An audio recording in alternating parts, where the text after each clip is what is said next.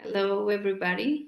This is Monica Avelar, and I'm a researcher from Guadalajara University in Mexico.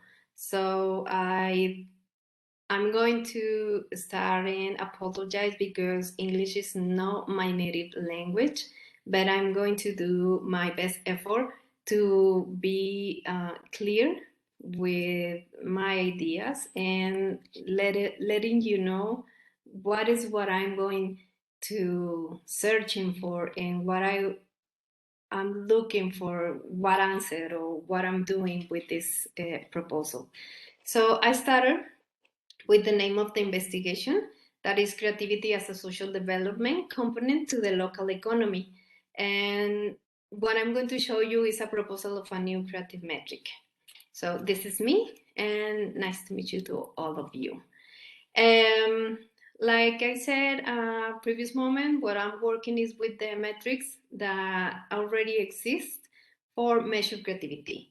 And what I like to do is present to you the analysis of two of the already existing metrics that I know there is four. The one is Global Creativity Index. The second one is Innometrics 2D Design Creativity and Innovation.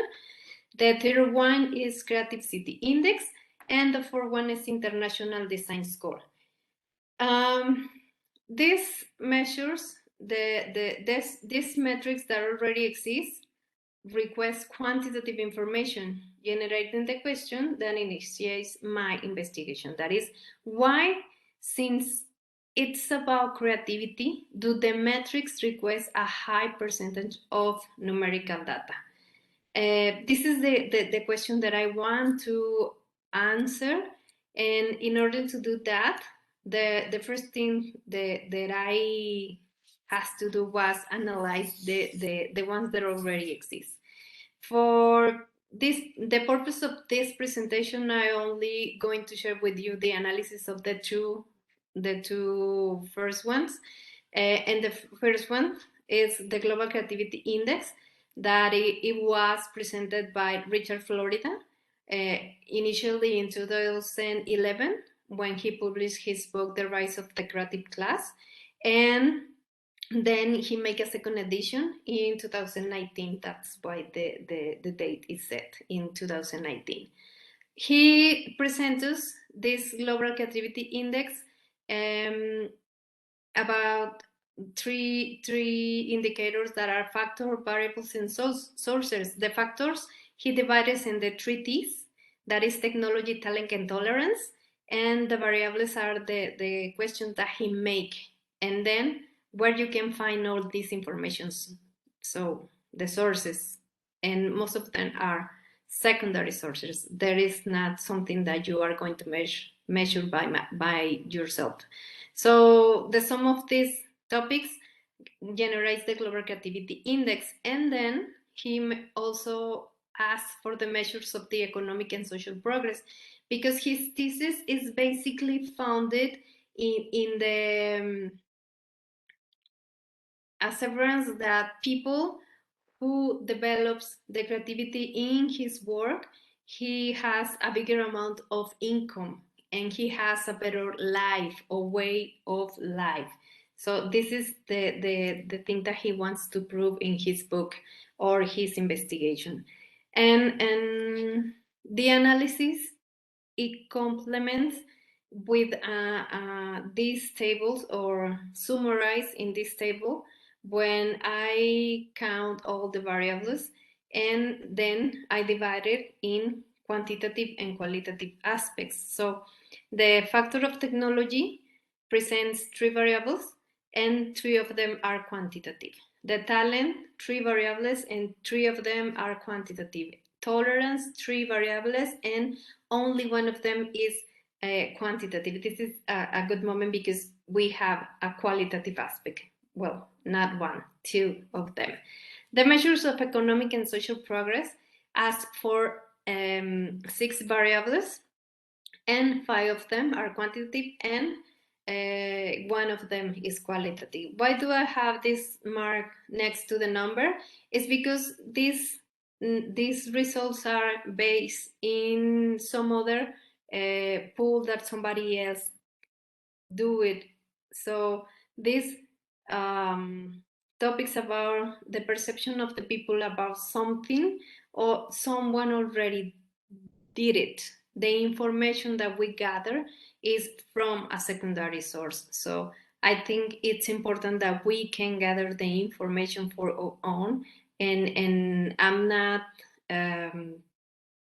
saying that it's not important the other information, but I think it's important that we have to be able to make our own questions and answer also by ourselves.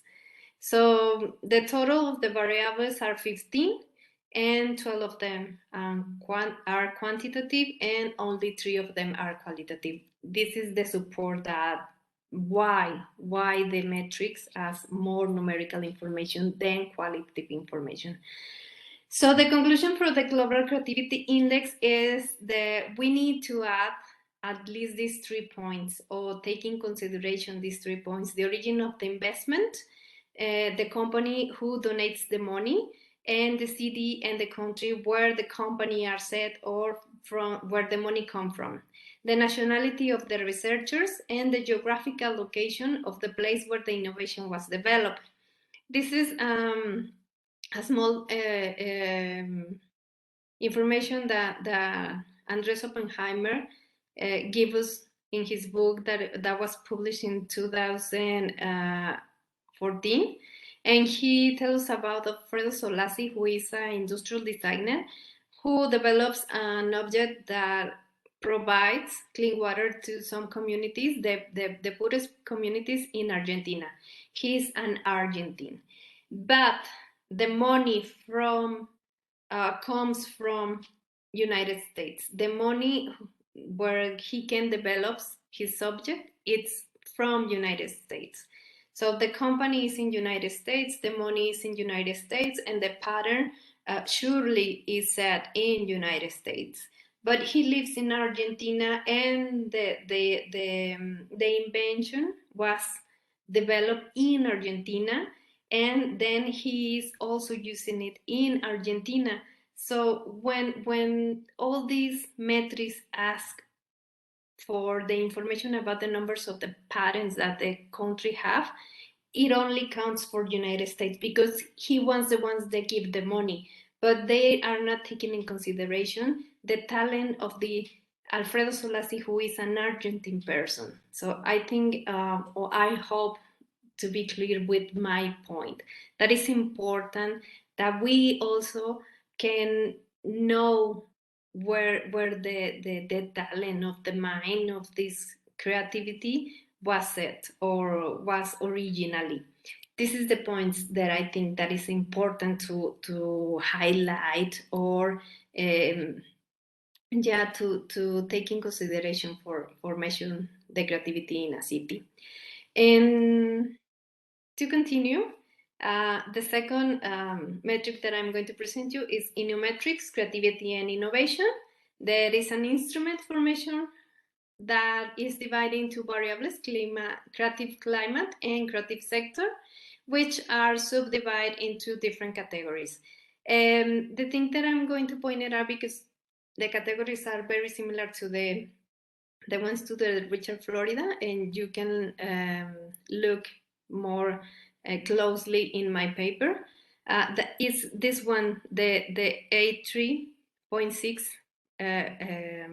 indicator that talks about the brain drain. That is basically what I already told you in the Alfredo Solassi history, because that's what it happened. Alfredo Solassi, he continues living in Argentina, but there's another examples like Jordi, that is a Mexican development that sets his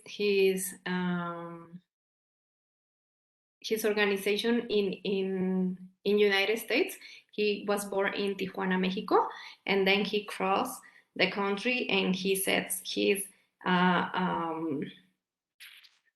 his enterprise in United States. But the creative mind is from a Mexican.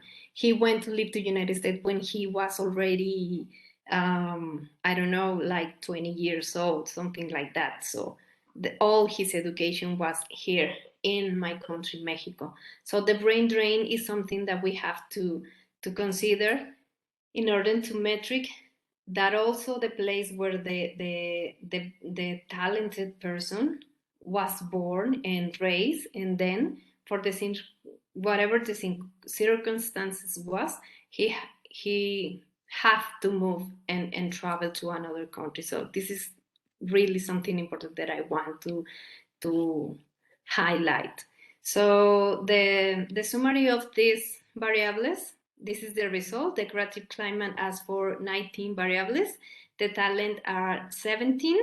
And the creative climate from the 1916 are quantitative and only 3 are qualitative. And 17 of the talent are 17 quantitative. So as a result, we have 33 quantitative aspects and only 3 qualitative aspects. So again, this is the proof that my question is like so in a way to search this information, that why they ask us a lot of numbers. So as like Richard Florida, I think it's important to take in consideration the origin of the investment, the nationality of the researchers, and the geographical location of the place where the innovation was developed. So the analysis suggests to include in a new category that has to do with establish public policies on the creative industry and innovation, because this is important. Some countries already set these policies, and that's what in some ways protects the inventions of the creativity of the researchers. So to continue, the methodology that I uses was the interviews and the triangulation methods, which crosses the results obtained from the analysis with the existing metrics and the information resulting from the interviews of Carlos Gutierrez Medrano, who is the CEO of MetaCube and founding partner in Guadalajara, Mexico, and the creator of the movie Dia de Muertos, or Selma's Wishes, that is known also in other countries, as well as Diego Delfín Álvarez del Castillo, who is a renowned architect and opinion leader for his participation in the development of the Digital Creative City project in Guadalajara, Jalisco, Mexico, that has been developing since 2011 also here in my city. So if you want to see the interview that is set in the paper, and now for the time I'm only going to tell you that they have a lot of similarity answers, and I divided in skills, sector, process, and incentives. So he shares a lot of the information, and with the results that you can see in a close aspect in the paper. Well, they talk about the freedom that is one of the skills of creativity people has to achieve from themselves. So the confidence, they take a chance of the ability to be tolerant, that is an aspect that other of the metrics already considers. The ability to present ideas, the ability to work in teams, listen, the openness of his mind, the humility, the growth and development. So those are qualitative aspects that we have to introduce in the proposal. So that's what it is, because we makes evident the characteristics of the variables, whether or not it is qualitative, mentioning the method which is measurement, and the interpretation of the information will be carried out for this purpose. The use of the frequencies and Likert scales is suggested for most of the part of the new proposal. So the only thing that we have to be very specific is this first proposal needs to be a comparative proposal with 2 cities, because we are going to have an index and then we are going to have another index. And when we have then the 2 results, we can share and we can make a comparison and know which city is more creative than the other one. So this is the result. And we have also divided in creative climate in the creative sector. We use the concepts that Florida already used, that is talent, technology, and tolerance. And we set of our own variables, and we also make this differentiation about the frequencies and which one are numerical and which one are just perceptive aspects. So we have to set how are we going to measure these topics, and most of them are set in frequencies or Likert scale. This is something that we have to point it out, that we use some of the aspects because, as I presented at the beginning of the presentation, I mentioned at the beginning of the presentation is we're not we didn't want to substitute the ones that already exist. We only want to complement and make it better for this. In order to know how creative is a city. We added the aspect that the creative people told us about, like freedom, confidence, perceptive, bold, dreamer, empathic, and entrepreneur. And we have to set the scale of the Likert in order to know how is the amount. And also we included the ones that already exist, the inclusion of the minorities, the programs of the inclusion, the economic programs, the public policies, and the registers in the INPI. So the proposal is an indicator of qualitative and quantitative variables in order to average the creativity of the cities. And this is my proposal. So my conclusion at this point of the investigation is this is the first prototypes. And the metric opens the opportunity to carry out a more detailed investigation of the reagents that lead us to measure the qualitative variables in order to more precisely validate the perceptions of the creativity indices in the city. When making the proposal, a suggestion of scales and frequencies is included without giving details of the character of each one. Like I mentioned previously, this is the first prototype, so we are still working with these ideas, and we also have to analyze the other 2 metrics that we didn't present in this study. But also, this is the beginning of a journey to given there can be a contrast between establishing the Likert classifier, leaving open the possibility of Enrique, the first prototype.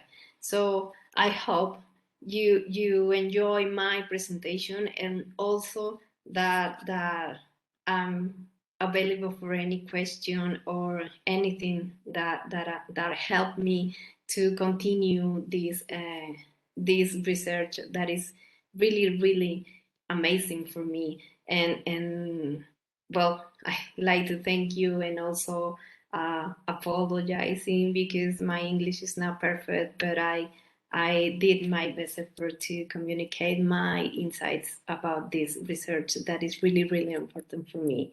So I'd like to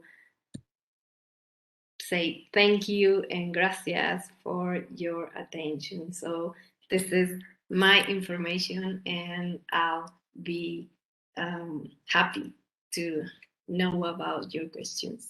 So nice to meet you all, and bye.